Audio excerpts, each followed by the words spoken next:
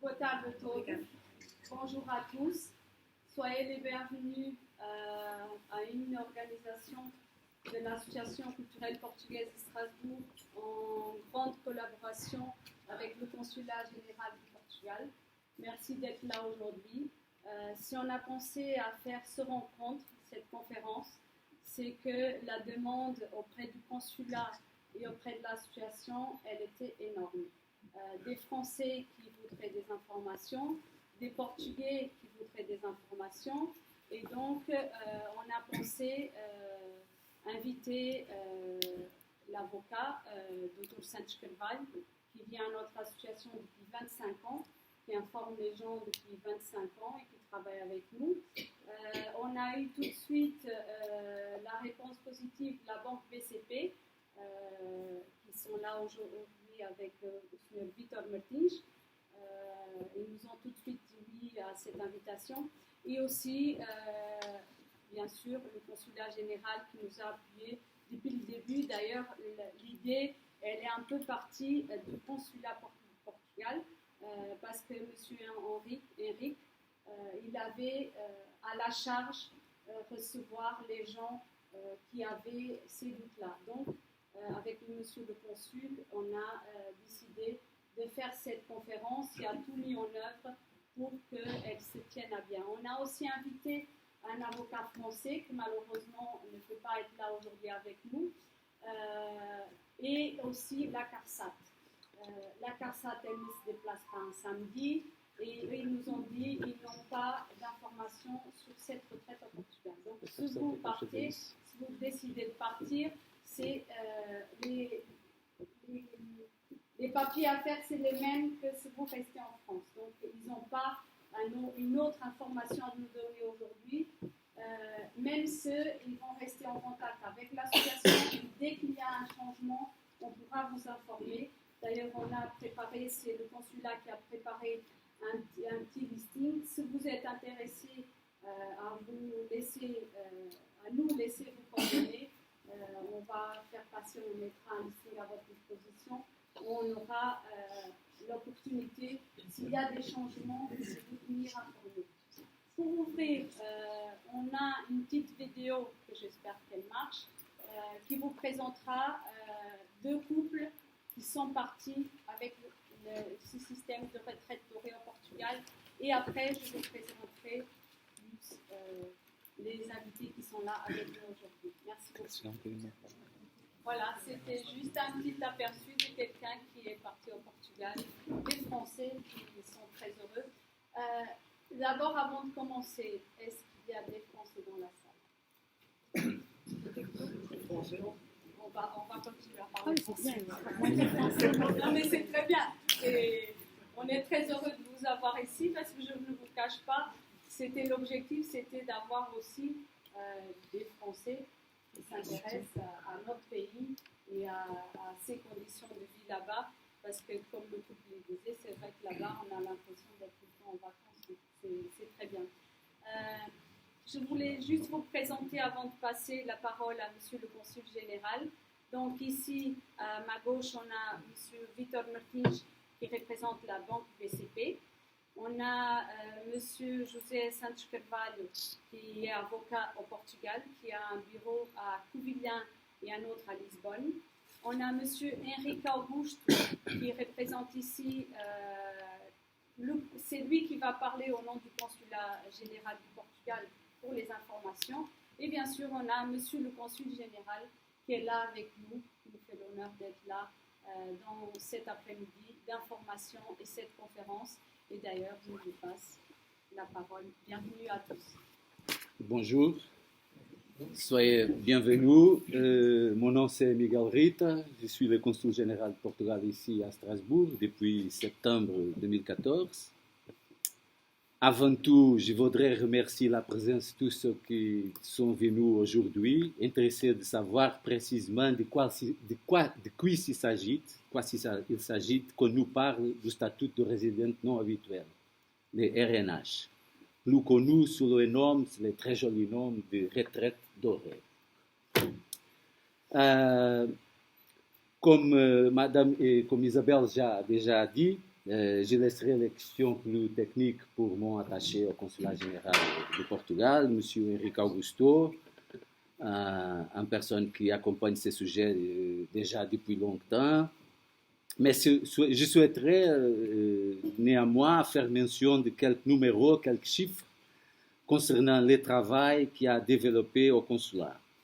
Depuis septembre 2014, quand j'ai arrivé ici pour la première fois à Strasbourg, jusqu'à aujourd'hui, on a reçu, informé et guidé plus de 80 personnes, toutes nationalités françaises, qui avaient entendu parler de cette statut au travers des médias, ou par les bouche à oreille, ou par le téléphone arabe, comme vous voulez. C'est comme ça.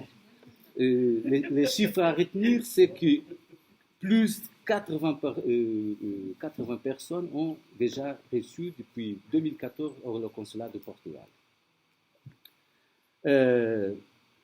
Près de 80% des intéressés ont manifesté l'intention de s'établir au Algarve ou à Lisbonne.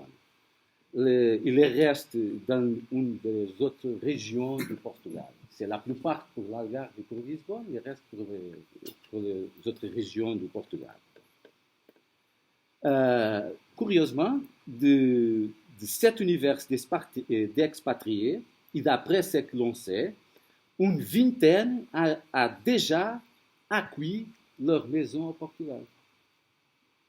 De cette chiffre totale, une vingtaine a déjà acquis leur maison au Portugal.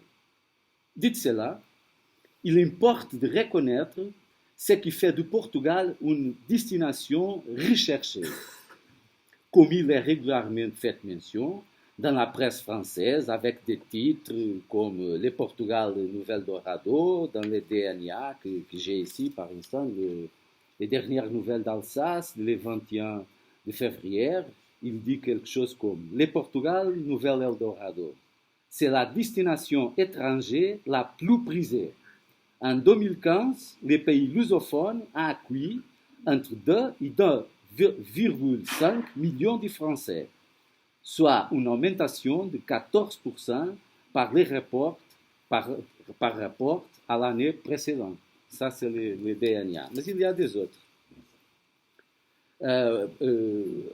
Par exemple, la revue Paris Match, qui souligne que Portugal est le leader des fameux et très connus de tous, les guides du routard.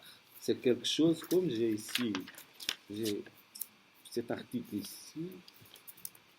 C'est quelque chose comme, c'est très rapide, c'est officiel, les routards.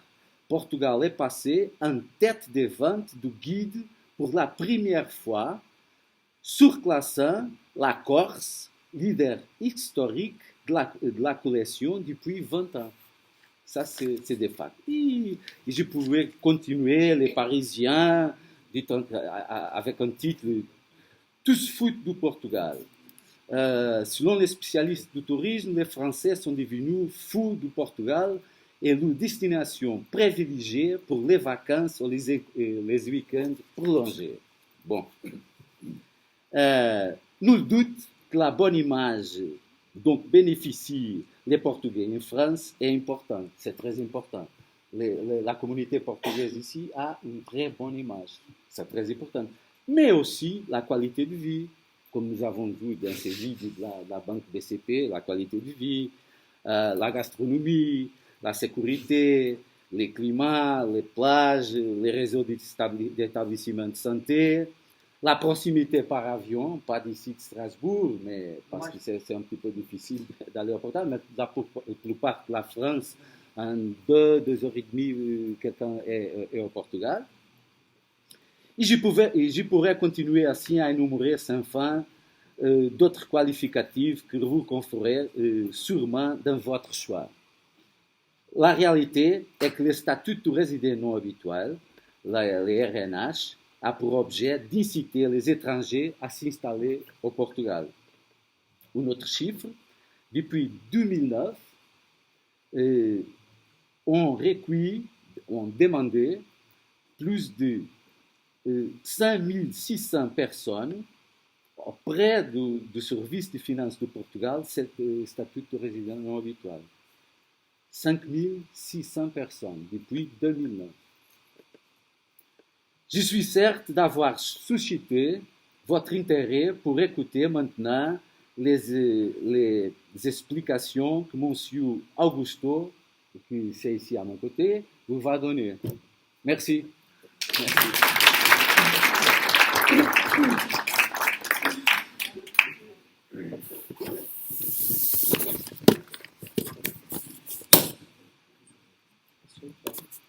C'est bon?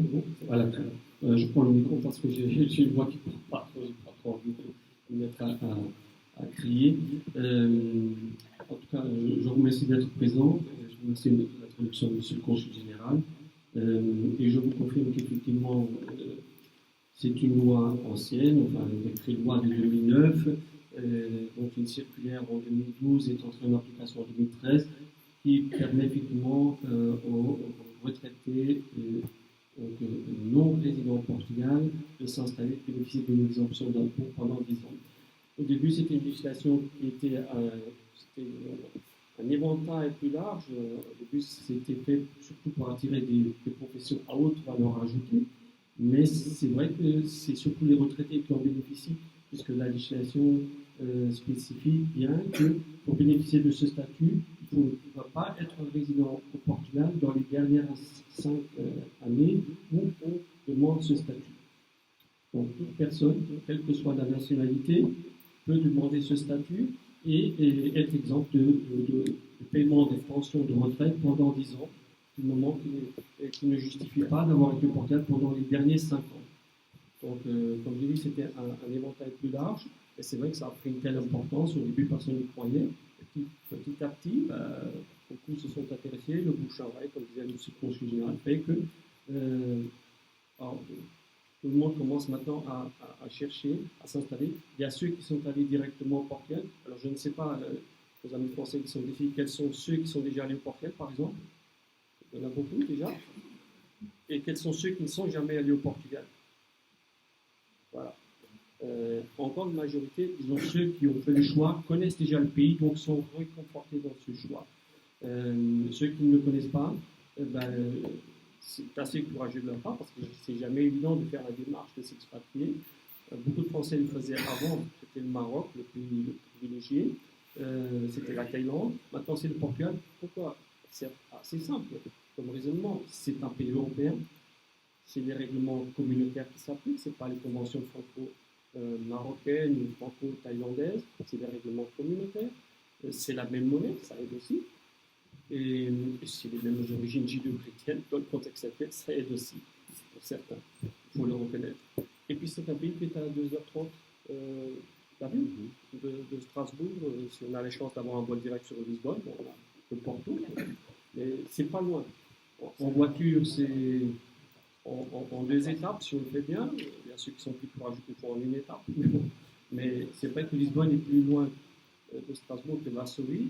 Et c'est un pays qui mérite d'être connu. Ce n'est pas seulement un pays touristique, c'est un pays de culture. C'est un des plus anciens pays d'Europe qui n'a jamais changé de frontière. On a la même culture, la même langue, les mêmes frontières depuis le début. Donc, tout ça, ça réconforte dans le choix de beaucoup de Français. Et puis, ce statut de RNH, c'est quoi? En fin de compte, c'est la cerise sur le gâteau. Les gens cherchent à avoir la qualité de vie qu'ils ne trouvent peut-être qu'ici.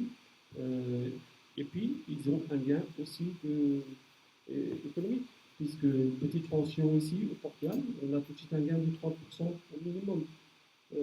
Après, ça dépend des régions. Si on choisit de s'installer à Lisbonne, c'est plus cher effectivement que l'intérieur du pays. La gare peut être aussi différente, mais c'est toujours beaucoup moins cher que si on va en Côte d'Azur. Donc, tout ça, ça fait que beaucoup de Français optent pour le Portugal. Et en plus, avec la crise, l'immobilier a beaucoup baissé, ce qui fait que beaucoup cherchent à investir dans l'immobilier dans une perspective non seulement d'achat pour eux, mais pour leurs enfants, mais aussi de value, puisqu'un bien qui s'achetait, je ne sais pas, 500 000 € il y a 7-8 ans avant la crise, on peut le négocier à pratiquement un tiers de prix. Mais ça a tendance à augmenter du fait que la fuite de beaucoup de retraités, non seulement français, avec d'autres Européens. Alors, il y a encore 1 ou 2 ans en arrière, on n'entendait pratiquement pas parler français. Maintenant, on n'entend que ça. Donc, ça fait que l'immobilier commence un peu à augmenter. Maintenant, revenons à l'aspect plus pratique et technique sur le statut. Donc, précisément sur le retraité, parce que je pense qu'ici, là, les gens se cherchent, c'est surtout avoir des informations concernant la retraite. Parce que je présume qu'il n'y a pas d'entrepreneur ou de haute profession à valeur ajoutée qui vous intéresse. Donc, un retraité, s'il veut s'installer au Portugal et bénéficier de ce statut, avant tout, qu'est-ce qu'il doit faire? Il doit faire déjà le voyage, de choisir l'endroit où il veut s'installer. Après avoir choisi l'endroit où s'installer, il va demander un numéro fiscal auprès des finances au Portugal, le service des finances, au centre des impôts, ou à l'agence civile, c'est une espèce de boutique du citoyen. On peut avoir ce numéro. Parce qu'au Portugal, il faut savoir qu'il y a 2 documents fondamentaux dont on doit toujours être porteur. C'est la carte d'identité de la personne et le numéro fiscal. Ce numéro fiscal vous accompagnera dans toutes vos démarches, c'est-à-dire pour l'achat d'une voiture, location, contrat de location, achat d'un bien immobilier, ouverture d'un compte en banque. C'est le numéro fiscal qui vous est demandé. Donc, un Français peut très bien avoir un numéro fiscal, même avec une adresse provisoire en France. D'ailleurs, Monsieur le Consul, je le dirai plus tard, mais on a eu des instructions dernièrement où les consulats sont habilités maintenant à instruire les demandes de numéros fiscaux pour les Français qui veulent s'installer au Portugal. Donc, si jamais il y a quelqu'un qui veut s'installer, on peut déjà leur faciliter la tâche, obtenir ce numéro fiscal qui, en arrivant, après leur permettra de faire ces démarches. Donc, déjà faire le choix de l'endroit. C'est vrai que les gens ne sont pas obligés d'acheter un bien, contrairement à ce qu'on pense, pour avoir ce statut, il peut très bien louer. Après avoir trouvé le bien, donc louer ou acheter, on doit s'inscrire à la mairie pour avoir un certificat de résidence qui atteste que la personne est résidente là-bas. Ce certificat va compléter la demande après du statut. Parce que ce n'est pas simplement le fait d'acheter ou de louer qui donne le droit, même si on pense toute l'année, au droit au statut. Il faut le requérir, il faut demander formuler la demande officielle après. Et donc justifier qu'on n'était pas résident au Portugal dans les derniers 5 ans. Et c'est seulement après que les finances octroient ce statut qu'on est exempt pendant 10 ans. Donc, le capitulon, c'est pas simplement d'y aller, d'acheter, d'y être pendant 1 an. Il donne tout de suite 3 sacs. Pour le requérir, il faut formuler cette demande. Après, il y a un autre aspect. Il faut tenir compte, surtout pour les retraités, c'est l'aspect social. Donc, dès qu'on a donc trouvé l'endroit où s'installer au Portugal, on va demander donc requérir ce statut, mais après on vient couper le cordon ombilical avec la France, c'est-à-dire avec le fisc, l'informer qu'on va être résident au Portugal, imaginons dans une date fictive, 31 décembre 2016, on va communiquer au fisc français qu'on sera résident au Portugal. Après, on informe aussi, c'est la caisse, la CARSAT, pour le transfert de droits sociaux. C'est-à-dire, la CARSAT va délivrer un formulaire qui est le S1, et ce formulaire doit être présenté à la caisse au Portugal, lieu de résidence qu'on a choisi, pour que les droits suivent. Donc, il faut faire bien l'abstraction de la couverture sociale qu'on avait en France, parce qu'après, on passe à être couvert au Portugal, d'après la législation portugaise, comme n'importe quel Portugais, mais toujours avec ce lien médical avec la France, puisque la pension est française. Et en plus, non seulement les personnes ne payent pas d'impôts, mais en plus, ils y gagnent encore, puisqu'il y a plein plus de cotisations de CSG et CRDS. Donc, rien, si je pense que ça va être aux alentours de 8%, à peu près. Donc, tout ça s'ajoute. Au gain que la personne a. Il y aura toujours des cotisations minimum parce que la pension est française, donc vous êtes toujours lié avec la France. Après, donc, l'aspect pratique, je vous donne un exemple. Imaginons que vous êtes au Portugal, que vous allez aux urgences et que vous êtes hospitalisé. Ah ben, le gros de la facture de l'hospitalisation, c'est l'État français qui rembourse l'État portugais. Parce que la pension est française.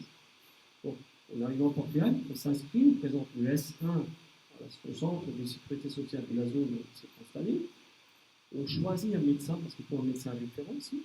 Là, il y aura un médecin référent de famille, comme aussi. et c'est lui qui reviendra. Et tout ça, je parle du service de l'État, service de santé. Après, on peut critiquer, est-ce qu'ils sont bons, est-ce qu'ils sont mauvais. Le Portugal, dans le ranking mondial, on est pas si mal placé, on est dans les 12e, 15e, sur 150 quelques pays, il y a pire. Après, ça dépend aussi de l'endroit. C'est vrai que si on va s'installer à l'intérieur du pays, où le premier médecin est à 50 km, si vous allez dans la Creuse, c'est à peu près la même chose. Il faut faire 600 km pour avoir un médecin.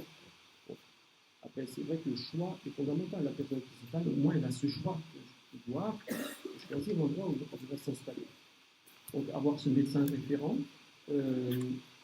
s'inscrire à la caisse, et puis être ouvert par la caisse portugaise. Et puis, bon, tout simplement profiter de la qualité de vie qu'on a vue, que M. le consul a énuméré, gastronomie, soleil, plage, et puis le gain d'argent que vous allez avoir pendant 10 ans. Le calcul est simple. Et puis, si jamais vous investissez dans l'immobilier, il faut tenir compte aussi que le Portugal ne fait pas l'ISF, il n'y a pas d'ISF, et on n'a pas de droit sur les successions et les donations non plus. Donc, même dans cette perspective d'investissement immobilier, c'est intéressant, éventuellement, pour les laisser aux héritiers. Donc, en tout cas, j'espère avoir récapitulé un peu près ce qu'il fallait faire. Après, ce n'est pas la peine d'entrer dans des détails plus spécifiques. Je pense que le cas d'avocat ici présent pourra éventuellement parler un peu plus juridiquement de ce statut. Mais ça paraît compliqué et c'est simple. C'est vrai que quand on ne domine pas une langue, quand on ne connaît pas l'administration, c'est sûr que ce serait la même chose si on voulait s'installer au Maroc ou en Thaïlande. Je pense qu'on aurait les mêmes difficultés. L'avantage, c'est que maintenant, il y a beaucoup de Français, une forte communauté, il y a beaucoup d'associations qui se sont créées. Donc, n'hésitez pas à vous inscrire à votre ambassade, à dire où vous êtes, à chercher l'aide des associations locales. Et puis s'intégrer, essayer d'apprendre un minimum la langue pour pouvoir communiquer avec les autres. Et puis après, c'est profiter de la retraite. Moi, j'appelle ça, après, c'est la solution à mais c'est avant tout, c'est la qualité de vie, puisqu'on peut faire un niveau de vie tellement bas, que vous pouvez vous permettre d'avoir des choses que vous n'avez jamais eues ici. Je ne sais pas, à titre d'exemple, ici, vous avez peut-être une employée de maison, quelques heures par semaine, avec votre niveau de vie au Portugal, peut vous permettre d'avoir une bonne à temps complet qui s'occupe de vous, de votre maison, chose que ici c'est difficile, vu les charges, vu le prix. Tout ça fait que le Portugal est attrayant. Voilà. Donc je vais passer à la personne qui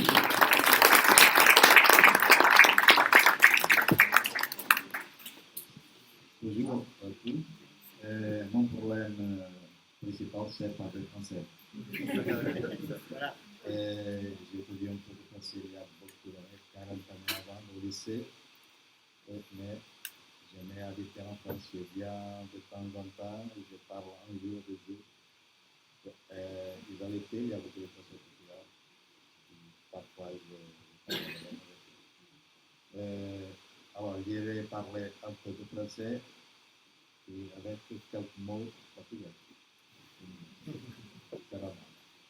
Je pense que l'essentiel, déjà dit M. le Consul, M. Henrique, et j'ai informellement vous expliqué quelque chose.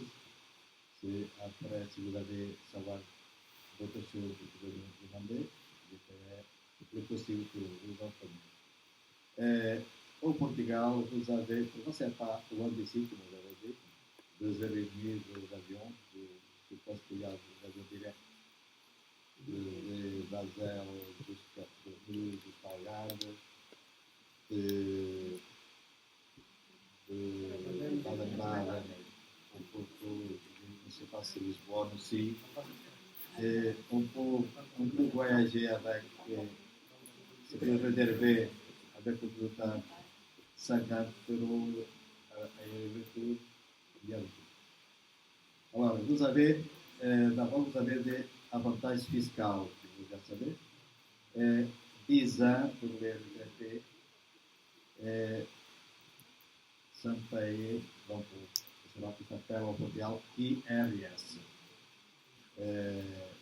Il y a d'autres conditions pour les Français qui travaillent encore, qui ont une vie active.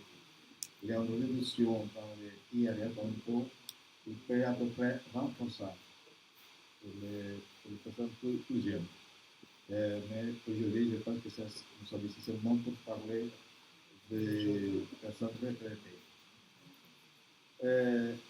Il y a beaucoup d'avantages fiscaux et économiques. Par exemple, si vous allez dans l'Algarve, dans Lisbonne, dans les centres, dans l'intérieur, dans les montagnes, un café noir au Portugal coûte 60 centimes. Je pense que c'est moins cher qu'ici. Vous pouvez manger au centre de Lisbonne, il y a des petites rues dans le centre de Lisbonne, vous pouvez manger un repas par à peu près 7h50, avec poisson, le plat et le dessert. Mais il y a aussi des restaurants qui sont plus chers. Il y a un peu, mais si vous voulez économiser, vous pouvez manger de forme économique. Notre situation, par exemple, 1000 € ici en France, vous avez un pouvoir d'achat à peu près de 1400 € au Portugal. Fonctionne comme 1400 € au Portugal. Donc, vous pouvez acheter toutes les choses, toutes les autres choses. Vous avez des avantages géographiques. Portugal, c'est un pays avec un bon climat. Même le nord de Portugal, c'est plus chaud que l'Alsace. Mais il y a de tout. Par exemple, la région préférée, comme déjà ils m'ont formé ici, c'est la région de Lisbonne et Algarve. Et c'est aussi la région plus chère pour acheter par exemple une maison. Il y a des maisons, des appartements économiques, il y a le plus cher, il y a de tout. Il faut chercher avec le temps, chercher et voir beaucoup avant d'acheter. Pour obtenir la résidence fiscale, c'est nécessaire acheter une maison ou louer une maison. C'est la base.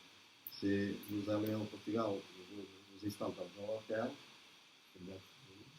c'est difficile que vous acceptez comme résident fiscal. Il y a, je connais personnellement beaucoup de Français qui sont déjà là, qui habitent là. Les derniers que je connais, qui sont installés, ils ont allé dans la région de Carcassonne, et ils ont choisi un petit village au centre de Portugal. Le monsieur a acheté, retraité déjà, il a acheté une vieille maison, il a restauré la maison, et avec les habitants du village, il fait de tout déjà. Il fait de l'huile d'olive, il fait du vin. Maintenant, il y a un mode, il a acheté des chèvres, il a appris de tout. Et toutes les personnes des villages âgés communiquent avec lui comme s'il était portugais. Exactement, il savait appeler très bien. Il s'appelle Alain. Quand il est arrivé là, avec le fils, il était divorcé. Maintenant, il a déjà trouvé une femme. Il y a de tout au Portugal. Alors, Portugal, c'est un petit pays avec à peu près 10 millions d'habitants. Il y a plus de Portugais dans le monde. Mais ils sont en France, ils sont au Venezuela, ils sont en Allemagne, au Canada, aux États-Unis, etc. Et je pense qu'en France, il y a à peu près 1 million de descendants. Portugal, c'est un petit pays, mais c'est, par exemple, en France, j'aime beaucoup, je pense qu'après Portugal, mon pays préféré c'est France. Mais en France, nous faisons beaucoup de kilomètres, le pesage c'est toujours égal. Plein. De temps en temps, change. Mais au Portugal, vous faites 30 km et le pesage change. Vous faites 40 km et le pesage change. Il y a de montagnes, il y a de prairies. Et nous avons la plupart c'est toute la mer. Il y a de tout. Vous pouvez choisir une zone comme Lisbonne, Algarve. Vous pouvez. Maintenant, c'est dans la mode, ça s'appelle Côte Alentejana. C'est entre Lisbonne et Algarve. Il y a la côte. Le climat, c'est magnifique. Vous pouvez acheter dans un village à 1 km ou 2 km de la mer, de la plage. La plage tranquille, c'est pas comme Algarve. Beaucoup de monde. Vous pouvez acheter une petite maison dans un village avec un terrain, vous pouvez cultiver des choux, et après vous pouvez pêcher. Vous pouvez faire un peu de tout. Je pense qu'un, 2 mois après, vous vous sentez comme portugais et complètement intégré dans la communauté locale. Ce n'est pas difficile, parce que les Portugais sont très hospitaliers. Je ne sais pas quelle est bien l'image que vous avez du Portugais, mais pour avoir une image à 100%, je pense que vous pouvez, je pense que vous pouvez jeter en Portugal. Mais vous pouvez aller et visiter et prendre une conclusion. Une maison, par exemple, dans maison, appartement, dans la Côte Alentejana, il y a d'autres zones, par exemple, la région de Monsieur Henrique, qui est Figueira da Foz. C'est un peu au nord de Lisbonne, entre Lisbonne et Porto. C'est très joli, très joli. Un peu au nord de Figueira da Foz, il y a Aveiro, il y a beaucoup de projets aussi. Les Français qui aiment l'agriculture, maintenant ils cherchent la zone de Portugal qui s'appelle Ouest, que c'est la région entre Lisbonne, au nord de Lisbonne, entre Lisbonne et Peniche, Lourinhã, un peu antérieur, il y a des vignoles, il fait un peu de tout, et un peu l'agriculture. Alors, il y a de tous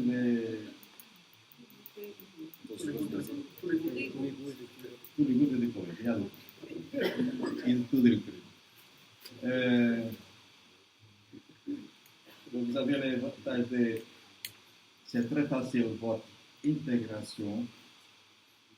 L'important c'est, au début, avoir les requis normaux que c'est. Arriver, demander votre résidence fiscale, le numéro de contribuant.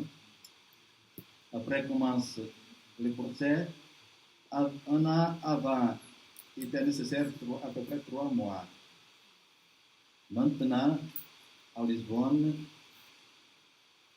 ils sont au point, le procès est au point. Ils sont en train de terminer le procès et on se debout au mars 2015. Pratiquement un an déjà. Parce que de Soudan, il y a beaucoup de monde qui cherche, qui arrive là, beaucoup de procès.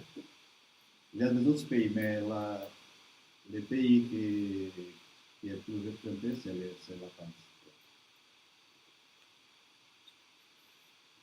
Et Portugal, c'est pas seulement le continent. Il y a des îles. Là, par exemple, l'île de Madeira. Vous pouvez vous installer là aussi. C'est Madeira un climat subtropical. C'est agréable toute l'année. Il ne monte pas beaucoup dans l'été, mais c'est très agréable, c'est une île très jolie. Vous avez les Açores un peu différents, avec un paysage comme Suisse, verde, mais plus humide. Il y a il n'y a pas beaucoup de pois là. Il y a des très bons poissons en arrière, à Sol et aussi dans l'Algarve aussi, qui va la préparer avec les gens. Une autre chose que je peux parler, c'est pour acheter une voiture. Et nous avons un exemple de Français qui sont là, c'est un bon documentaire, qui ont acheté une voiture là. Vous pouvez profiter votre voiture ici.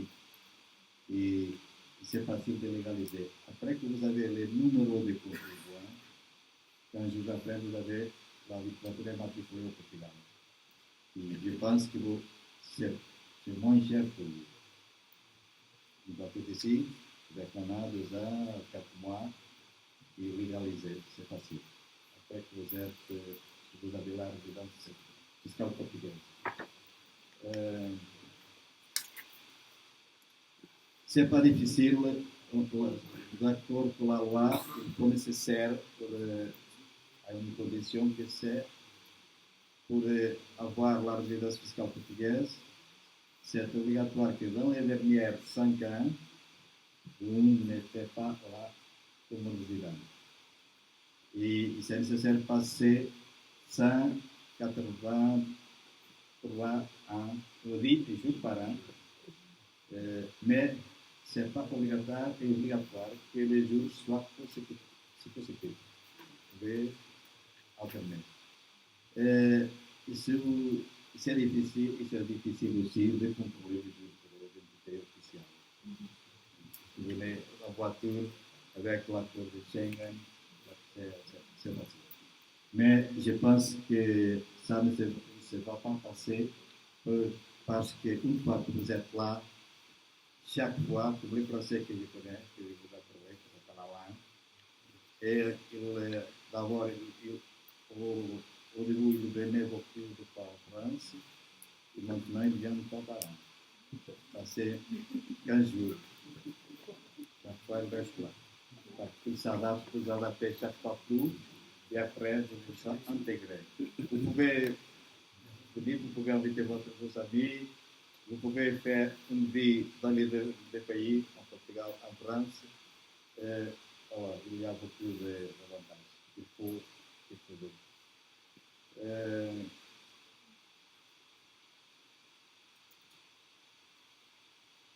Je pense que j'ai parlé de choses plus importantes. Je ne sais pas s'il y a quelque question que vous mettez après. Je vais passer le micro à monsieur.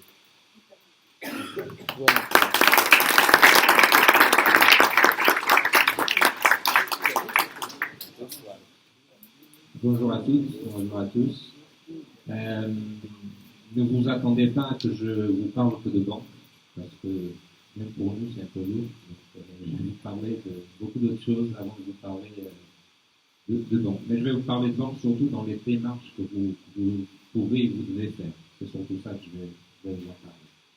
Déjà, moi je suis très content qu'aujourd'hui on utilise le nom retraite dorée. Parce que nous, dès que la loi a été bien clarifiée, on a adopté cette désignation pour notre communication, et vous pouvez le voir dans nos affiches, retraite dorée, dès le départ. Au départ, on nous disait que c'était un pari un peu fou d'utiliser ces deux termes, parce que le terme retraite, c'est un peu péjoratif. Moi, je dis que ce n'est pas péjoratif, au contraire, heureusement qu'on y arrive. Parce qu'après travailler autant d'années, on le mérite plus. Moi, je vais aussi vous parler d'un autre Portugal. Un autre Portugal parce que malheureusement, le Portugal n'a peut-être pas l'image de ce qu'il est vraiment. On écoute souvent que le Portugal, c'est un pays avec beaucoup de culture, oui, mais pas très moderne, pas très innovant, ce genre de choses. Et moi, je tiens quand même à parler de ces aspects-là, parce que c'est très important. D'abord, vous avez un réseau d'autoroutes comme vous n'avez pas ailleurs. Et ça, c'est quelque chose est très important parce que ça permet de garantir la mobilité. La mobilité, c'est très important. En plus, quand vous avez l'endroit qui est le plus éloigné d'une plage au Portugal, il est à 200 km. Je dis bien le plus éloigné, pas le plus proche. Parce qu'on a la chance d'avoir la moitié de notre frontière, c'est la mer. Après, on a l'autre moitié, que c'est l'Espagne. Donc, on est à 200, l'endroit, la frontière avec l'Espagne, elle est à 200 km de la mer. Il y en a même beaucoup d'Espagnols qui achètent, qui s'installent aussi au Portugal. J'en ai un exemple. Les Espagnols de Salamanca, la plage la plus proche qu'ils ont, c'est Aveiro au Portugal. Ça montre bien ces aspects-là. Mais parlons d'innovation aussi. Le Portugal, pour ceux qui ne le savent pas, et je vais vous donner un exemple dans le domaine bancaire. Moi, je suis arrivé en France en 2010. Donc, j'ai vécu 29 ans au Portugal, où je vis en 25. En 2010, je suis allé faire un retrait dans un automate, et je pensais qu'il était en panne. Pourquoi? Parce que j'avais deux options. Retrait avec ticket et retrait sans ticket. Moi, j'avais l'habitude de faire jusqu'à 60 opérations au Portugal. Donc, ça, c'est de l'innovation. Ça date de 1986. On a des automates avec autant d'opérations. Vous payez vos quittances d'électricité, par exemple. Vous achetez des billets de train dans les automates. Vous faites des virements. Vous commandez des chéquiers. Tout ça peut se faire dans des automates. Et vous allez peut-être me dire, oui, mais les cartes sont chères. Je vous dis au contraire. Au contraire de la France, où vous êtes dans un pays où les chèques sont gratuits, où les cartes sont payantes, au Portugal, vous êtes dans un pays où les cartes sont plutôt gratuites et les chèques sont payants. C'est exactement l'envers de la France. Pourquoi? Parce qu'on a ce service qui est à disposition. Et c'est un service qui est gratuit. Vous ne payez pas pour utiliser ce service. Donc en termes d'innovation, ça c'est très important. Je donne un autre exemple que je considère très, très révélateur de cette capacité d'innovation au Portugal. C'est VIE. VIE, c'est un système dans les autoroutes pour payer les péages où vous n'avez pas besoin de vous arrêter. Vous roulez à 120 km/h ou plus, puisqu'on n'a pas autant de radar. Et ça, c'est aussi quelque chose d'important. Et dans l'actualité très récente, il y a encore avant-hier, on vient de savoir qu'une Portugaise a reçu de la part de l'Union européenne le prix d'innovation pour les femmes. C'est une personne qui fait de la recherche à l'université d'Aveiro. C'est quelque chose de très important. Mais aussi le fait que Altis, ça ne vous parle peut-être pas, mais c'est le propriétaire de SFR, Ibercable, qui a acheté Portugal Telecom au Portugal. Ils ont installé à Aveiro, enfin, je répète beaucoup Aveiro parce que je suis là-bas. Comme par hasard. Mais ils ont choisi Aveiro pour y installer son centre de recherche et innovation mondial. C'est pas pour le Portugal, c'est mondial. Donc ça, c'est quelque chose parce que l'université d'Aveiro, elle était très tournée vers les nouvelles technologies, et donc ils ont fait tout ça. Donc ça, c'est quelques exemples pratiques pour vous montrer aussi ce côté d'innovation au Portugal. Je pense que c'est important. Je parlais de santé tout à l'heure. Au niveau de la santé, le problème n'est pas la qualité des médecins. On a de très très bons médecins. Le problème parfois, c'est le temps que ça dépose. Mais au Portugal, c'est aussi possible d'avoir une espèce de mutuelle qui ne marche pas tout à fait comme en France. C'est-à-dire que c'est une mutuelle qui marche que dans le privé. Elle marche que dans le privé. L'État ne fait aucun remboursement à ces hôpitaux ou cliniques privées. Même si dernièrement l'État a décidé de donner des bons, on va dire des espèces de bons d'achat pour qu'on puisse se faire opérer dans une clinique privée pour essayer de gagner du temps de traitement. Je reprends aussi ce qu'a dit M. le Consul quand il disait que le Portugal a pris la première place dans le guide des routards. C'est significatif parce que c'était la Corse depuis 27 années. Il faut savoir aussi que le troisième endroit que le routard a vendu le plus de guides, c'est Lisbonne. Le Portugal, place 2, le pays et la capitale dans les 5 guides les plus vendus du routard. Mais je rejoins aussi ce que disait M. Joseph Saint-Cheval quand il dit la côte alsacienne, c'est quelque chose de très, très présent en ce moment. L'exemple de 2 personnes qui sont installées, de personnalités qui se sont installées là-bas, ou qui ont une maison là-bas, qui sont installées là-bas. M. Sarkozy, acheté là-bas, et Stéphanie de Monaco. Non, mais on ne discute pas du budget de chacun, c'est pas ça. Je vous dis juste qu'ils s'intéressent aussi par ces endroits-là. C'est ça qui est intéressant. Pour vous parler des aspects bancaires. Vous avez vu un couple qui était très content par l'accueil qu'il a eu au Portugal. Ce que je veux vous dire, c'est que vous pouvez arriver au Portugal déjà avec le compte ouvert, avec vos cartes et avec tout ce qu'il vous faut. Parce que, en l'occurrence, la banque BCP, mais on n'est pas les seuls dans le marché. La banque BCP est partenaire de Millennium BCP, qui est même actionnaire de la banque BCP à hauteur de 20%. Et ça permet que dans une agence de banque BCP, vous pouvez ouvrir un compte, commander vos cartes sur un petit bout, vous recevez vos cartes à la maison et vous partez déjà avec. Pour tout ça, c'est possible de faire à carte monétique. Il y a d'autres choses, parce qu'on citait à un moment donné la possibilité d'investir dans l'immobilier.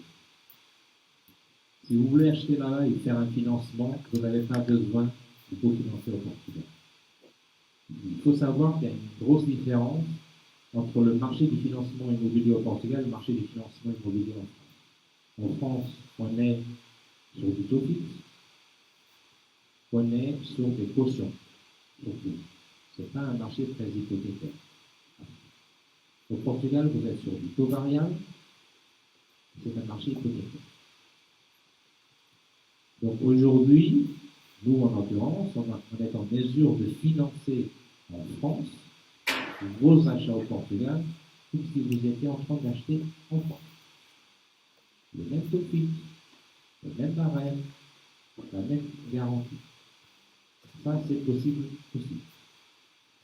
Et je voulais aussi revenir sur une chose, puisqu'on parle de biens immobiliers. On disait à un moment donné qu'il n'y a pas besoin d'acheter, vous pouvez louer, c'est très juste. Mais là, je fais une petite aparté pour les personnes qui sont de nationalité portugaise et qui ont déjà des maisons au Portugal. Ça ne vous empêche pas de bénéficier. Ce n'est pas le fait d'y avoir une maison que fait de nous un résident. Il faut avoir une maison n'importe où et résider en France. Donc ça, c'est quelque chose qui est très important parce que quand toute cette histoire est apparue, on était convaincu au départ que c'était pour les Français. Il y avait une communication qui tournait beaucoup autour de ça. Donc, on l'a cité, ce n'est pas une question de nationalité. Après, on parle d'être résident. Souvent, les gens disent, mais j'ai une maison là-bas, comment je fais? Le fait d'y avoir la maison, il empêche rien. Il faut, c'est respecter les autres règles qu'on a citées. Les 5 dernières années, ne pas être résident là-bas, et être retraité du privé. C'est quelque chose qui est très important. Comme je vous disais, il y a cette possibilité de financement pour le Portugal dans les mêmes conditions que vous le faites en France, sans vous déplacer. On vous ouvre le compte, vous arrivez au Portugal, l'argent est là-bas, vous faites un chèque de banque là-bas, c'est réglé.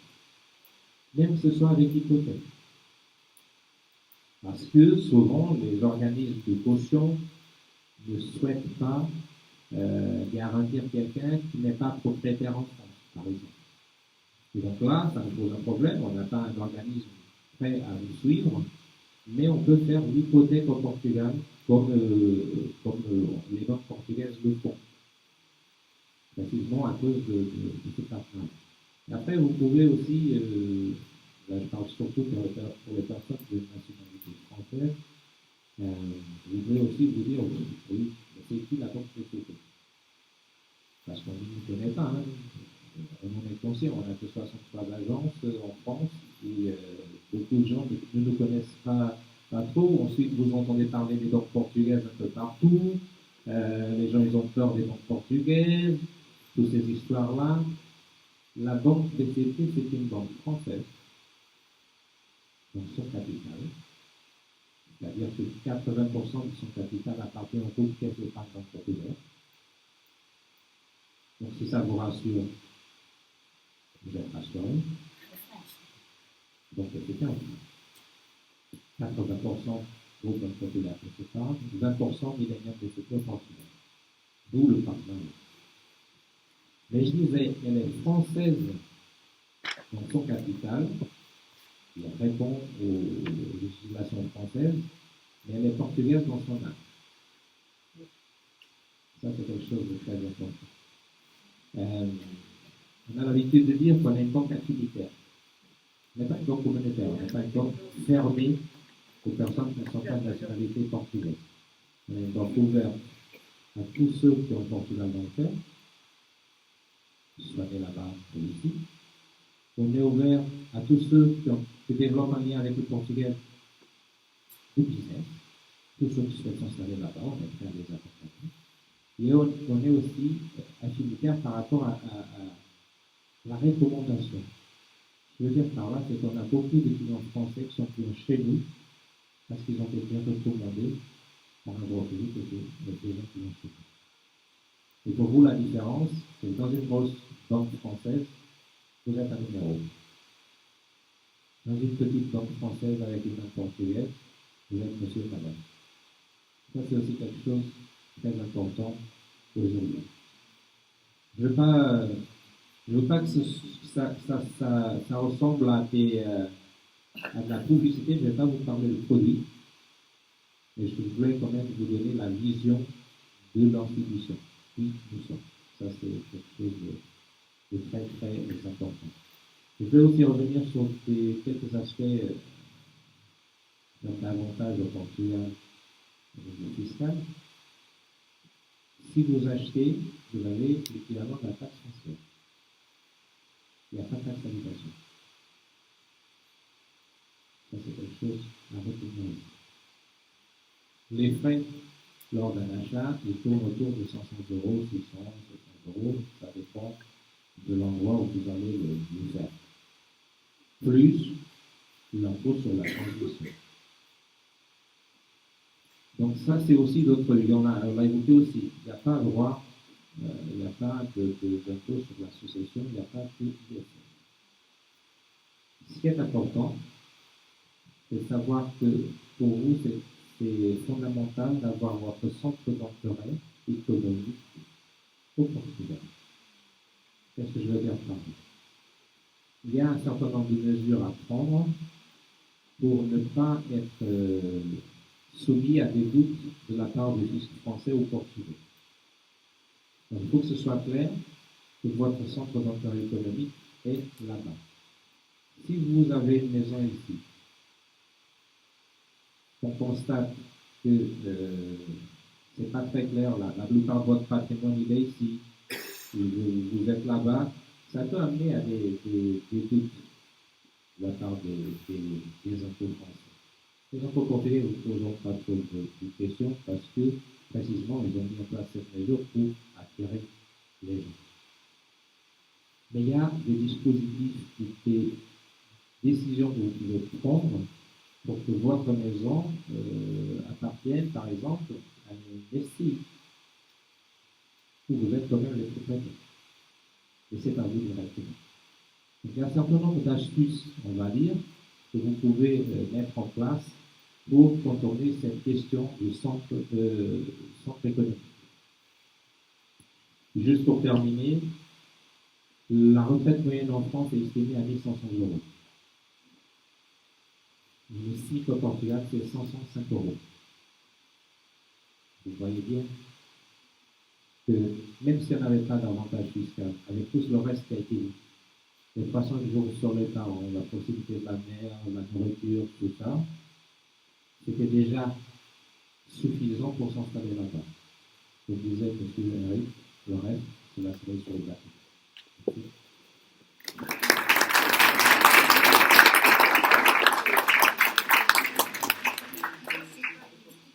Bon, ben, merci pour toutes ces interventions. Place maintenant aux questions. Je pense que les présents ont des questions à poser, je pense. C'est l'occasion.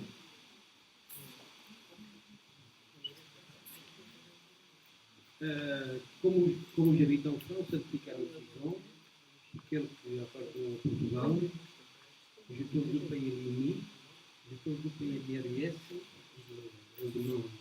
le rendement pour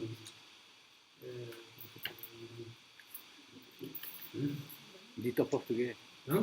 Dites en portugais. O rendimento variável. O rendimento variável. VMI. IMI, mas l'IRS, avec ce qu'on paye pour le loyer. Nous, comme on habite en France depuis 46 ans, jamais une résidence fixe au Portugal, on est portugais d'origine, nationalité, puisqu'à partir de maintenant, on bénéficie de ces impôts-là que vous avez parlé à peu près. Parce que jusqu'à maintenant, jamais bénéficié. Hein. Et comme moi, peut-être beaucoup d'autres. Et qu'est-ce qu'on doit faire? Si on bénéficie, qu'est-ce qu'on doit faire? Ou quelles sont les démarches à faire?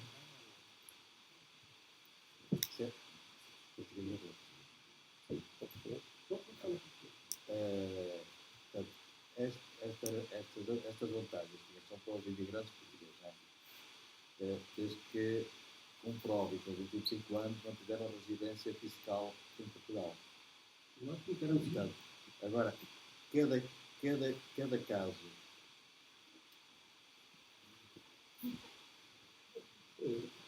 Permettez peut-être une petite introduction. Effectivement, ça n'a rien à voir avec la nationalité, comme monsieur le disait. Il faut, quand on requiert le statut de RNH, il faut justifier qu'on ne soit pas résident fiscal au Portugal, ou votre situation est spécifique, puisque vous avez été bien, vous faites déclaration d'impôt. Et le problème avec les Portugais, en général, c'est qu'ils mélangent. Ils veulent le beurre et l'argent du beurre. C'est-à-dire qu'ils sont ici et en même temps là-bas. Est-ce que votre carte d'identité a la résidence où exactement? La résidence. Sur votre carte d'identité, mais vous faites des déclarations de revenus. Le problème, c'est comment le fisc portugais va interpréter votre demande.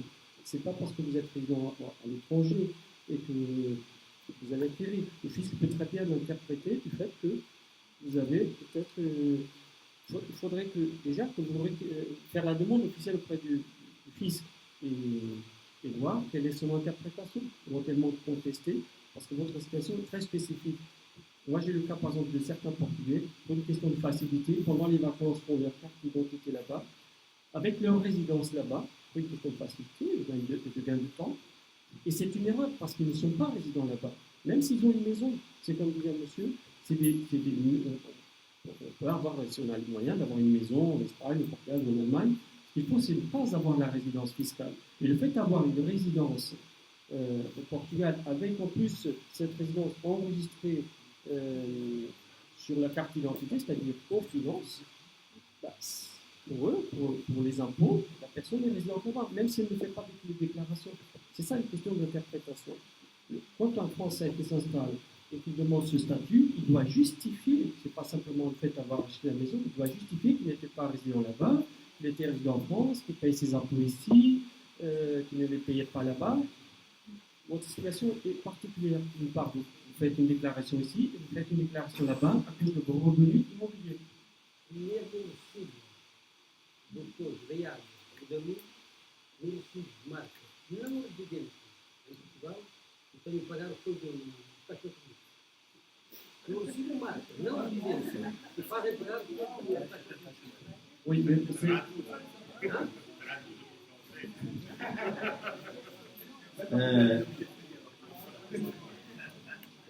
En général, les immigrants, les immigrants portugais retraités ont les mêmes conditions que les Français.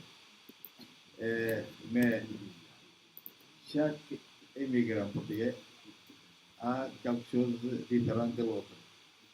Chaque personne, c'est un cas différent. Alors, l'important, c'est commencer le procès au Portugal. Commence le procès, et s'il vient les problèmes, il faut outrepasser le problème à mesure qu'il vient. Alors, Qu'est-ce qu'il va faire? Qui doit mettre- il faut commencer parce que chaque personne portugaise, c'est différent de l'autre personne. C'est tout différent. Mais ça Il veut- faut pardon, commencer ça le veut- procès. Pardon, mais ça va être tout pareil. Les droits sont pareils. Mais la situation, c'est différent de chaque personne. Pour le français, c'est facile, c'est pratiquement la même situation. Pour le portugais, il faut savoir, parce que parfois un immigrant pense qu'il est seulement résident en France, mais il est résident au Portugal. Il faut donner le problème à un avocat pour commencer le problème et après avancer pour savoir s'il a droit à la exemption d'impôt ou non. Mais il faut commencer le procès. C'est ça. Et juste, avant, je vais juste compléter. Moi déjà, si vous me permettez, je vais faire une suggestion. N'utilisons plus, le n'est pas mal, n'utilisons plus le mot immigrant. Utilisons le mot non-résident. Utilisons le mot non-résident, parce que ça vient déjà commencer à répondre à la question. Il faut qu'on soit non-résident. La première chose qu'on doit tous faire et qu'on aurait dû tous faire, et souvent on ne l'a pas fait, pour ceux qui sont portugais, c'est qu'on part en France, on va aux impôts et on dit je suis non-résident et je nomme un représentant légal, fiscal au Portugal. C'est quelqu'un qui va recevoir la correspondance fiscale qui te concerne. Ça, c'est la première chose à faire. Et si vous avez des enfants, des petits-enfants, qui ont des maisons là-bas, qui ont un nombre de contribuables, conseillez-les de faire ça. Première chose à faire. Deuxième chose à faire, vous avez des biens là-bas, qui sont loués, ça ne vous empêche pas de bénéficier de cet avantage. Après, je répète bien et je précise, l'avantage ne concerne que les revenus de retraite. Donc, l'IRS sur les loyers, vous paierez pareil. Ça ne change pas.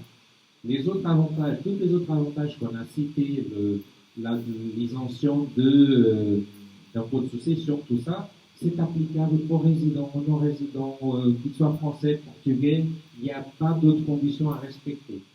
Ici, on parle bien d'une exonération de 10 ans sur l'impôt qui concerne la retraite.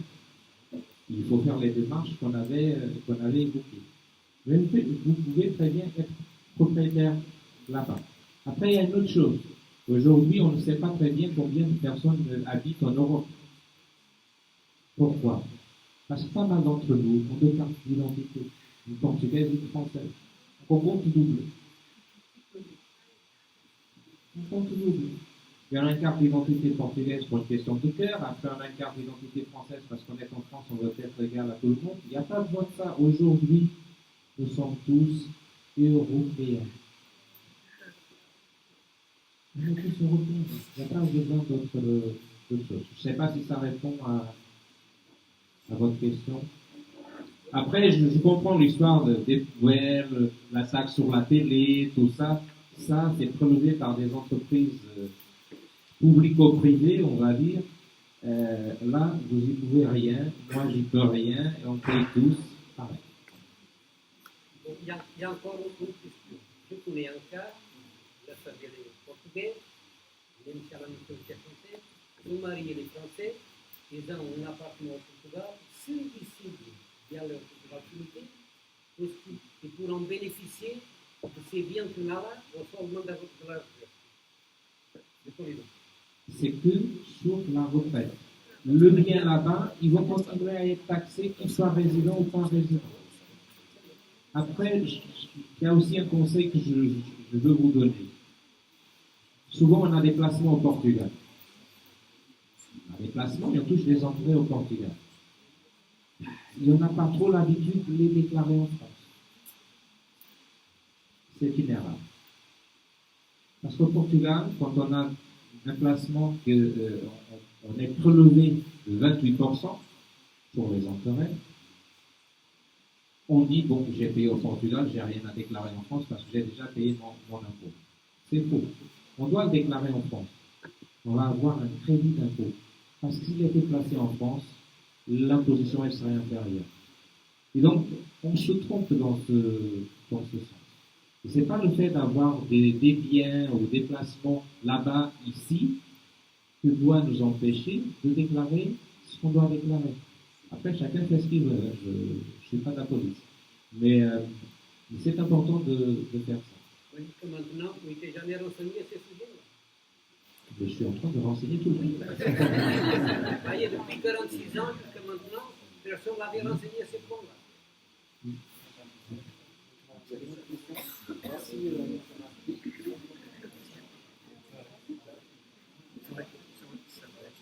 Moi, je voulais juste en fait demander comment est-ce qu'on peut justifier au bout de 5 ans quelqu'un qui a la double nationalité, qui a déjà un numéro social et compte de ligne. Comment est-ce que légalement vous pouvez justifier que vous n'avez pas vécu là-bas pendant 5 ans? C'est ça que j'ai pas compris. Et deuxième question, quand monsieur l'avocat a parlé d'une habitation de 183 jours, je n'avais pas compris que ce soit, ça peut être en une seule fois, enfin, je n'ai pas demandé.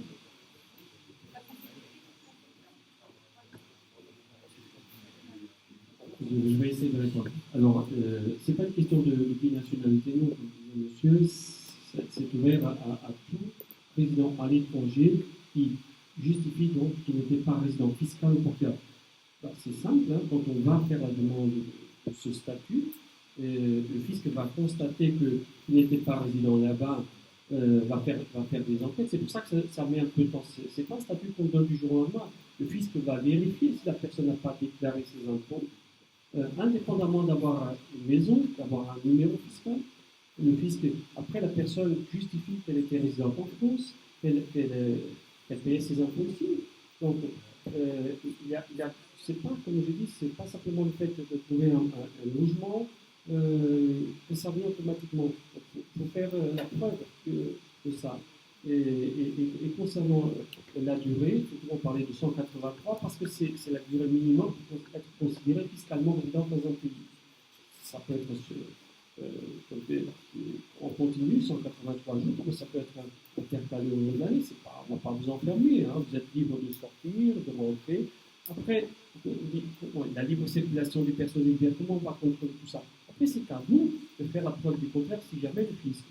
Comme disait monsieur, le fisc portugais n'est pas très regardant, mais j'en connais quelques-uns où le fisc français, vu l'importance des personnes, a fait quelques contrôles avant de partir.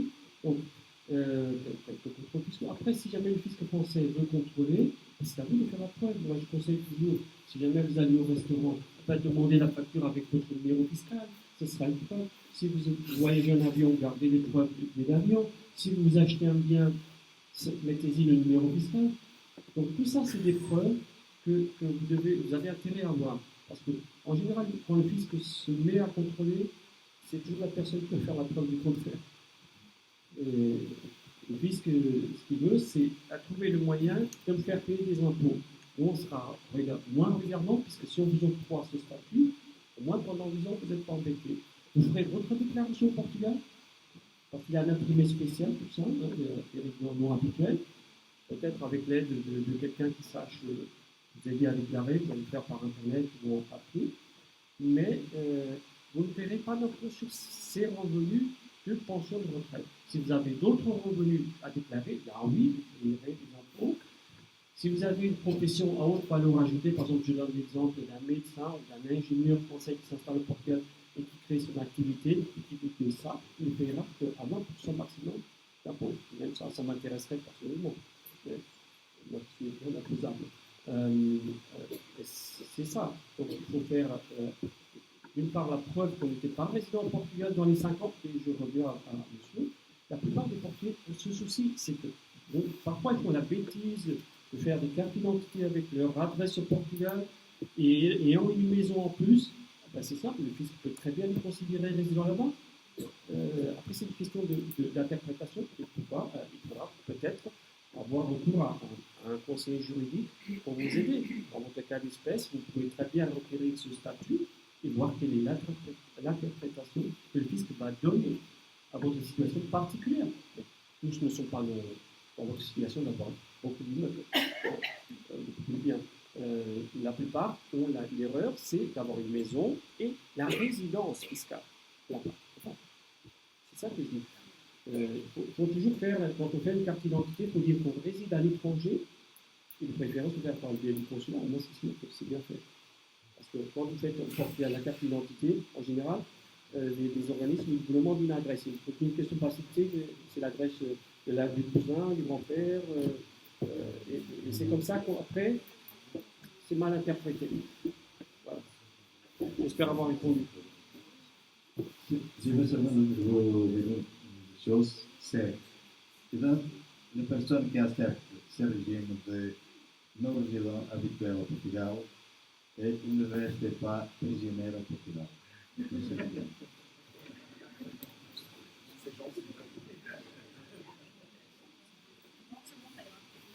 voudrais poser la question dont vous parlez tout à l'heure de la SCI, mais c'était dans le cas que les personnes françaises gardent leur bien ici en tant que SCI parce que les fiscs ne le font pas. Alors, l'autre question, moi, c'est est-ce qu'on peut acheter avec une SCI et Portugal. Du coup, si on est part dans les résidents non on peut se mettre en négociation de notre SCI, etc. Et on peut qualifier acheter la possibilité de la SCI française acheter au Portugal. La question de la SCI, je pense qu'en France, on doit la poser même si on ne va pas vivre au Portugal.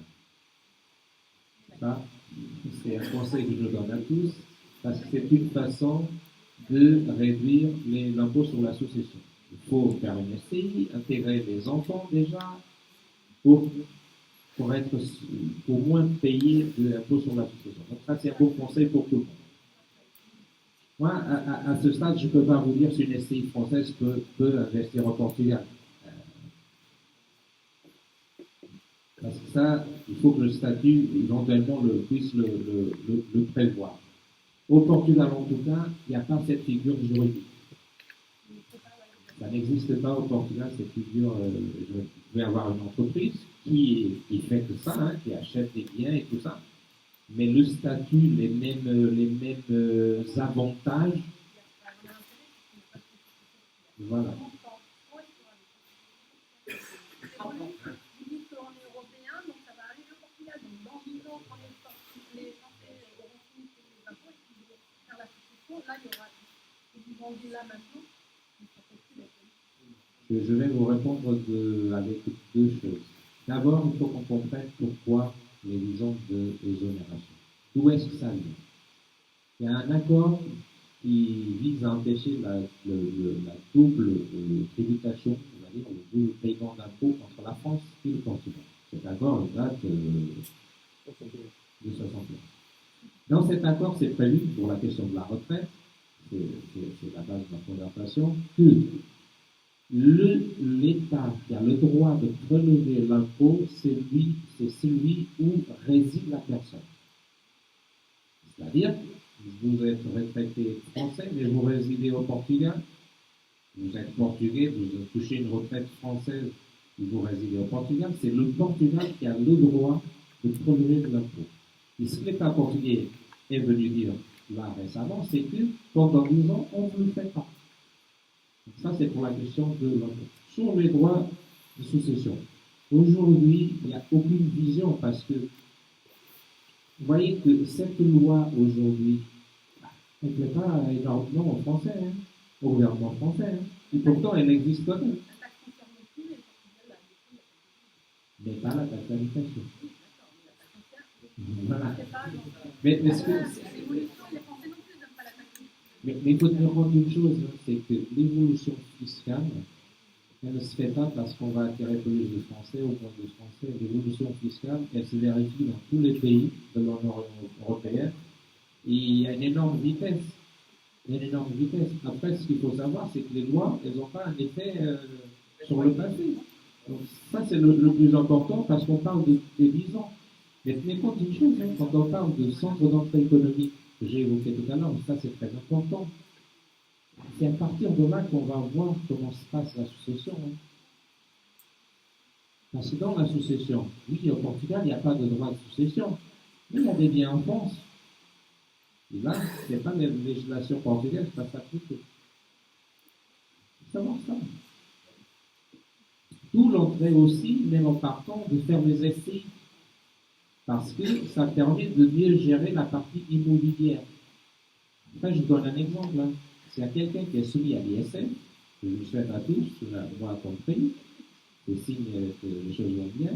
Mais s'il y a quelqu'un qui est soumis à l'ISF, par exemple, vous pouvez garder de l'argent en France. Imaginez, vous avez un patrimoine immobilier en France de 1 million d'euros. Et un patrimoine financier de 400 000 euros. Donc vous êtes soumis à l'ISF, parce que vous avez 1 million. Par contre, vous pouvez garder votre argent en France. Il va servir pour déterminer votre patrimoine total et savoir si vous êtes soumis ou pas à l'ISF, en l'occurrence si vous êtes. Par contre, vous ne serez pas imposé sur la partie financière. Sur les 400 000 euros, vous ne payez pas l'ISF, vous payez sur la partie financière. Pourquoi? Parce que la France, précisément, n'a aucun intérêt à l'argent pas. Les biens immobiliers ne partiront pas sur là. L'argent circule beaucoup plus facilement. Donc même l'État français a des dispositifs concessions. Ça je ne sais pas si je réponds à... Oh. J'ai ajouté une couche. C'est cadeau. Je vous souhaite. Hein.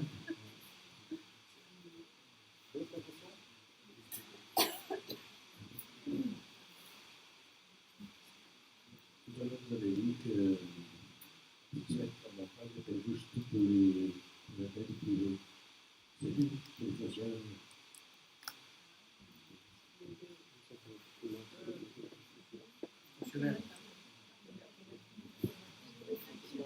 C'est juste pour la retraite privée, c'est tout.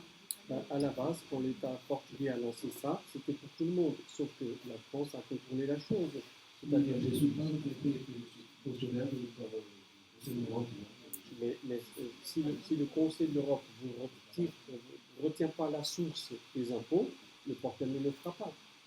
Dans le cas des fonctionnaires français, c'est différent parce que la France retient la source directement des impôts. Donc, ils ont contourné la chose. Donc, j'ai bien appris, j'ai pas payé l'impôt. Oui, mais étant retraité. Maintenant, je tombe dans la. Oui, mais vous n'êtes pas retraité fonctionnaire français. Donc, la France ne va pas vous retenir à la source des impôts.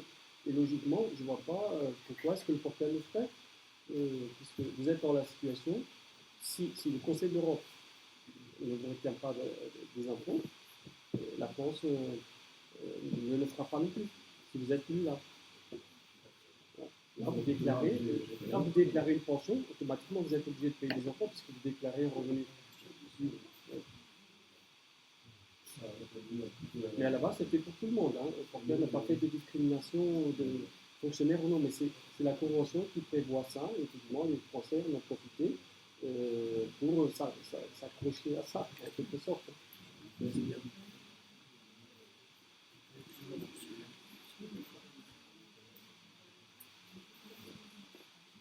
Alors, j'ai deux questions. La première est de savoir est-ce qu'il y a une visibilité sur la durée de cette exonération. Autrement dit, est-ce que ça existera mieux dans 2 ans, dans 5 ans, ou est-ce que c'est une opération ponctuelle là, sur le moment? Je peux vous répondre que c'est quand on requiert le statut, c'est pour 10 ans. Après, on n'est pas obligé de rester 10 ans. Le problème, c'est que c'est comme disait monsieur, ça évolue tellement vite. Le problème, on ne peut pas dire comment ça sera dans un an. C'est une niche fiscale, c'est une espèce de niche fiscale qui risque de se refermer, même du fait de la pression de certains pays qui maintenant veulent remettre en cause, parce que nous on n'a rien inventé, hein, le Portugal fait ça, mais d'autres pays l'ont inventé dans d'autres systèmes, hein, la Malte, l'Espagne dans d'autres conditions, mais c'est vrai que c'est une niche fiscale, et ça risque effectivement du fait de la pression, mais ça a été négocié avec la Commission européenne, donc c'est pas illégal. Après, si la France met de la pression, ça risque effectivement que le gouvernement un jour Paris s'appelle H. Donc les premiers arrivés, premiers servis. Et donc, Et le premier arrivé, donc celui qui arrive demain matin et la loi change dans un an, lui, il est quand même tranquille pour 10 ans. exact. La loi ne compare pas. Deuxième question. Dans un couple dans lequel il y a un écart d'âge, monsieur part à la retraite demain matin et madame travaille encore 10 ans et madame a un travail qui permet de circuler entre le Portugal et la France. Comment est-ce que ça se passe? Après, ça dépendra où est-ce que madame fera sa déclaration d'impôt. Parce que Si si elle madame fait sa déclaration d'impôt en France, elle paiera des impôts, puisque après, si elle rentre dans la catégorie des autres professions à haute valeur ajoutée, à la limite, elle peut déclarer sa pension au Portugal, ses revenus au Portugal, revenus personnels, et ne paiera qu'à 20% maximum. Même ça, c'est intéressant. même en étant salarié en France. C'est ça, le problème, c'est de savoir comment est-ce qu'elle travaille. Est-ce que sa profession peut être faite à distance? Qui peut être faite à distance, c'est-à-dire avoir la résidence au Portugal, mais venir de temps en temps en France, ça peut se faire. Après, c'est une question, comme j'ai dit, c'est une question de résidence. Au Portugal, pour avoir ce statut, il faut être 183 jours au minimum dans l'année. Alors, le problème, c'est la profession de madame. Est-ce que ça lui permettra d'avoir ça et de faire le va-et-vient? C'est surtout ça. Et avec monsieur retraité, qui lui peut. Monsieur sera exemple. Est-ce que dans un couple, un des deux peut être résident portugais et l'autre résident français ou est-ce que c'est pas Bien sûr, monsieur peut très bien requérir sur le statut pour lui sa pension. Dans un couple marié, c'est possible. Exactement. Après, le problème, c'est le revenu de la personne, du conjoint, s'il le fait en France, effectivement. Après, comme je dis, la personne, logiquement, ne passera pas 183 jours au Portugal. Parce qu'elle travaillera ici, elle va rejoindre le conjoint qui sera un peu plus longtemps que l'autre qui travaillera. C'est surtout ça. Parce que si la personne pouvait être au Portugal, maintenant il y a des professions, c'est à distance, Internet, ou alors on vient une fois dans la semaine et on travaille tout le reste de la semaine chez soi, ça pourrait se faire. Si ça rentre dans la catégorie des professions à haute valeur ajoutée. C'est toute une liste, il faudrait voir.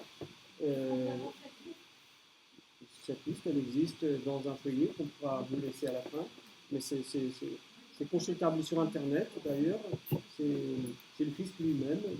D'ailleurs, c'est pour ça que j'ai demandé à ce qu'on distribue des feuilles pour avoir vos coordonnées, parce que quand j'aurai vos coordonnées avec vos mails, je me permettrai après de vous envoyer par mail pas mal d'informations, notamment cette brochure en français, qui est en quelque sorte la Bible en résumé de ce statut du RNH, plus quelques informations supplémentaires et notamment quelques sites internet. Et on a vu des témoignages, mais il y en a d'autres. Il y a d'autres émissions qui sont passées à la télé. Je me souviens notamment en juin, c'était sur TF1, je crois, complément d'enquête. Tout ça, je vais le mentionner dedans. Et ça permettra d'avoir un autre aperçu. Donc, après, il ne faut pas non plus idéaliser.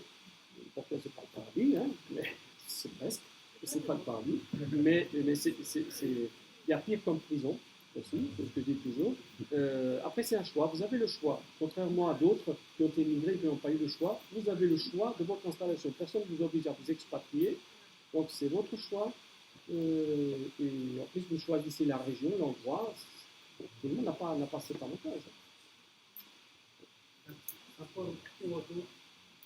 Je m'adresse au monsieur Bachelot. Quel est le montant maximum chaque Portugais qui peut sortir de Portugal de l'Argentine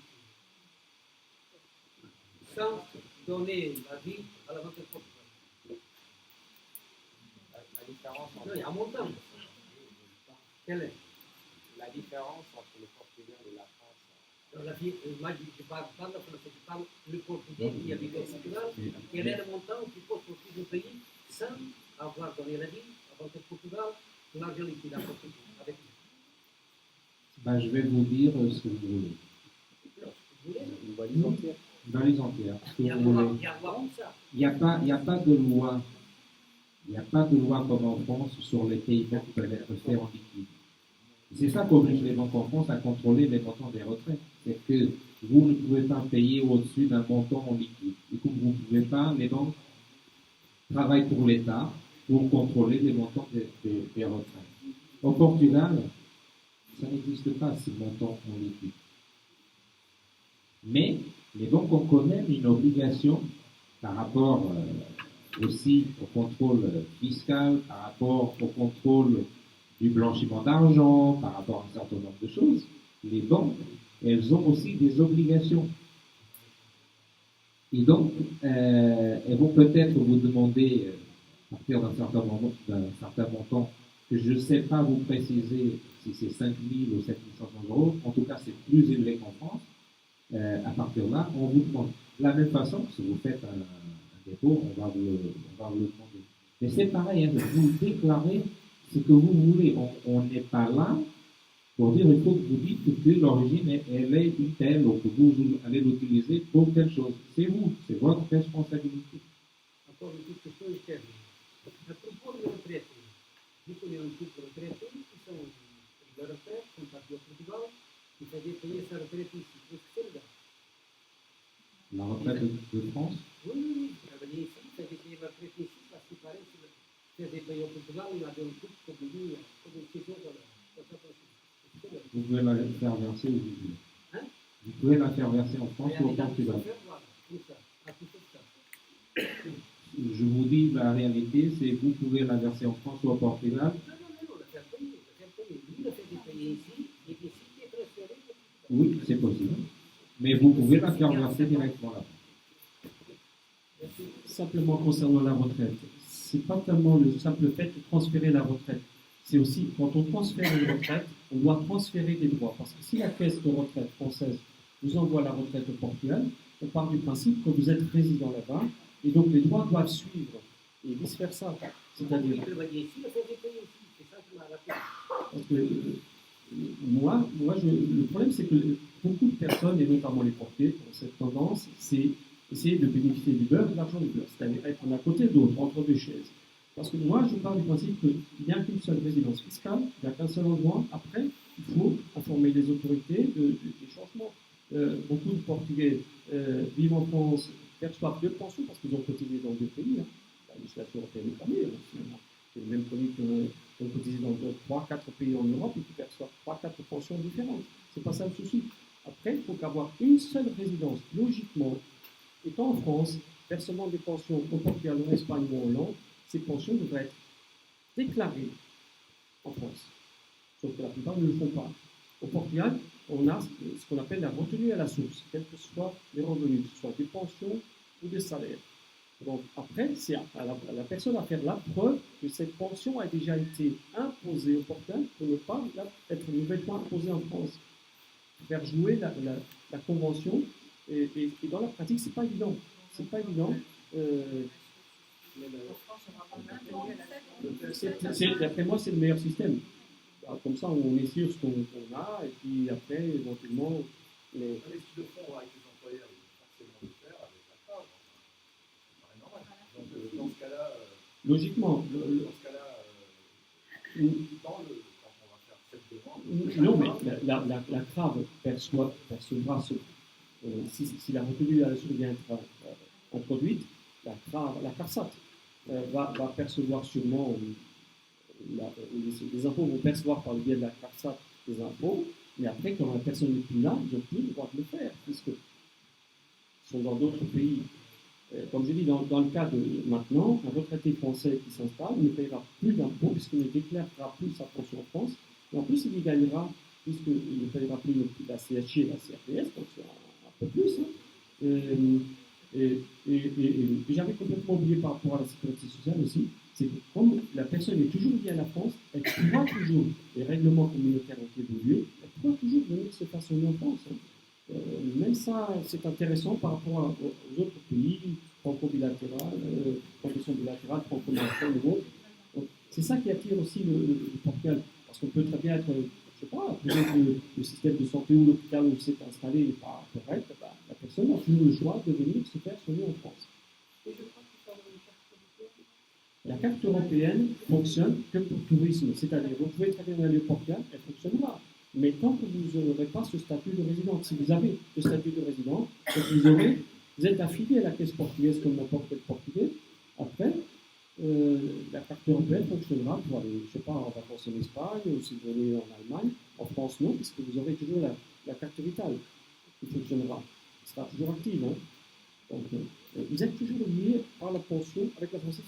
C'est un avantage aussi qui fait que beaucoup de Français sont réconfortés dans cette situation du Portugal.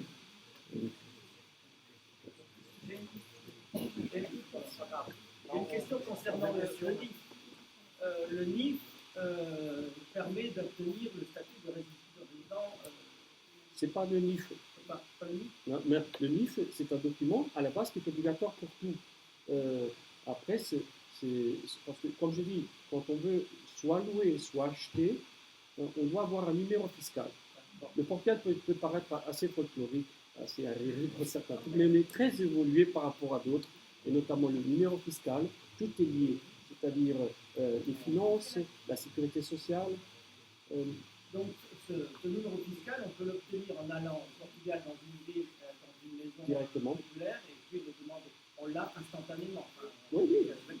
Mais vous pouvez aussi maintenant, récemment, voilà, donc je viens d'apprendre par le biais du consulat. On peut demander aussi à l'avocat qui s'occupe de la transaction lors de l'achat d'une propriété. Moi, j'ai le cas de Français qui ont opté pour disons, le package. Ils ne sont pas trop compliquer la vie, ont les moyens, ils ont contacté quelqu'un qui s'est chargé de faire les démarches du numéro fiscal, les démarches pour le bien immobilier et les démarches pour requérir le statut RNH. Après, j'en ai eu d'autres qui se sont débrouillés seuls, ils sont allés, ils ont vu une annonce, ils sont allés contacter le promoteur, ils ont négocié, ils sont allés au fisc. Ça dépend du cas par cas, ça dépend de la personnalité donc de chacun. Ma question est sur la date à laquelle on demande ce numéro fiscal. Est-ce qu'à partir du moment où on le demande, on peut demander après le statut du RNH? Et est-ce qu'il n'y a pas une étude que j'avais vue sur Internet, mais je n'ai pas retrouvé l'endroit, qu'il fallait le demander avant le 31 mars? Même le fisc portugais le dit, parce que le 31 mars, c'est la date où on commence à faire notre déclaration au Portugal fiscale. Pour l'année précédente. Pour l'année d'après. Oui, mais disons que pour tenir compte de ça, en général, imaginons que vous vous installez là au 1er juin, 1er janvier, 1er juin, on met ce numéro fiscal, il devra être obtenu avant le 31 mars de l'année prochaine. De l'année suivante. Oui. L'année suivante. C'est ça ma question. Mais le numéro fiscal, comme je dis, c'est pas parce que vous avez ce numéro fiscal que vous pouvez requérir le statut. Le statut, vous allez le requérir et demander pas officiellement quand vous aurez la résidence. La résidence, l'achat ou la location. Parce que le numéro fiscal peut très bien l'avoir provisoirement avec une adresse en France. Bien sûr. Oui, puisque vous le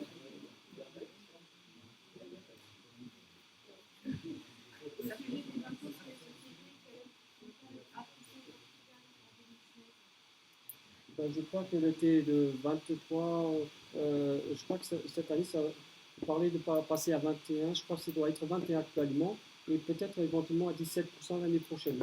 C'est ce qu'on dit, hein. Mais ça a baissé, c'était à 23, je sais pas, hier, à 23, je crois, c'est pas pour la définir, à 21, et je pense qu'on parle de passer à 17. C'est 21, voilà. Et bon, malheureusement, il est encore 19h. Je voudrais juste demander. C'est vraiment la dernière. Comme il faut bien faire du micro chez la voix. Par exemple, si un fonctionnaire achète quand même, donc il ne rentre pas dans le cadre de cette loi. Non, mais il aura la qualité de vie, il ne gagnera. On ne peut pas tout savoir. Il peut pas tout savoir, mais alors actuellement, depuis des années, on casse le fonctionnaire sous prétexte qu'il a des avantages énormes. Au Portugal aussi, on casse le fonctionnaire. Hein. Et je sais ce que c'est. Oui, mais en fait, quand on regarde dans le fond des choses, entre le privé et tout, le fonctionnaire, il est bien petit par rapport aux revenus. En général, quand les gouvernements veulent aller chercher, c'est toujours dans les classes moyennes et dans les fonctionnaires. Oui, voilà. Et chez nous, on est bien payé, je paye encore bien. C'est pour ça que même à 20%, je serais bien content de les payer, maximum. Par contre, ce que je vais laisser ici pour vous quelques cartes avec les coordonnées du consulat avec notre mail. Vous pouvez nous envoyer un mail si vous avez besoin d'informations. Et moi-même, sur la liste que je vais récupérer, j'enverrai donc les informations à tout le monde. Donc, juste pour terminer,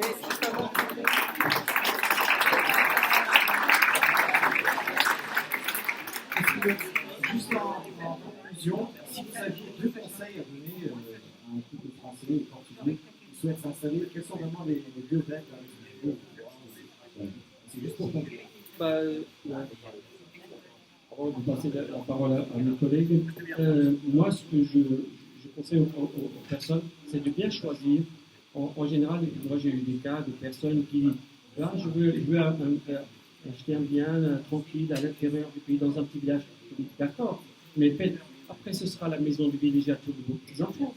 De vos enfants qui iront au Portugal passer les vacances. Et si vous ne vous emmerdez pas, mamie, emmène-moi à la plage à 50 km, 100 km, mais c'est à vous de voir. Donc choisissez bien l'endroit, profitez-en.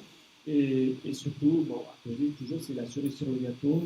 Et surtout, faites un peu l'effort, c'est de vous intégrer. De ne pas avoir cet esprit de bénéficier que du statut, de l'argent que vous allez économiser. C'est bien, profitez-en, mais surtout, faites l'effort d'intégration. Et les Portugais sont très chaleureux, très accueillants.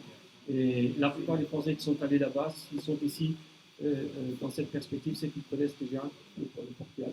En tout cas, un bon séjour si c'est le cas.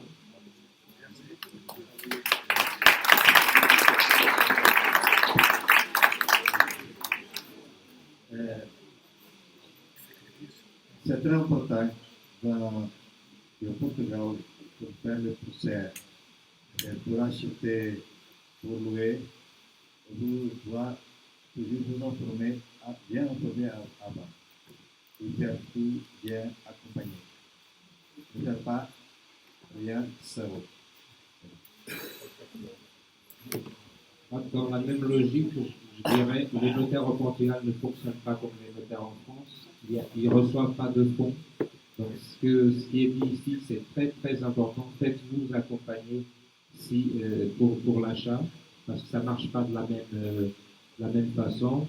Je voulais dire aussi, n'ayez pas peur d'y aller, parce que rappelez-vous de l'histoire. Les Portugais sont là depuis les années 60. Il y a déjà pas mal qui sont rentrés au Portugal. Vous trouverez toujours quelqu'un qui parle français. Ça, c'est quelque chose de très important. Et finalement, nous, on a aussi un guide. Mes collègues sont là. Ils pourront vous le fournir parce qu'il va au-delà des démarches administratives du statut en cause.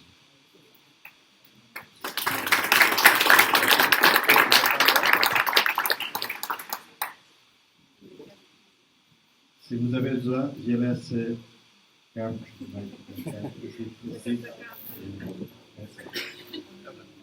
Merci pour votre présence. Alors, j'aimerais remercier tous les présents, vous inviter à prendre un petit porto avec nous qu'on a préparé et je vais transmettre la liste de contacts au Consulat général du Portugal.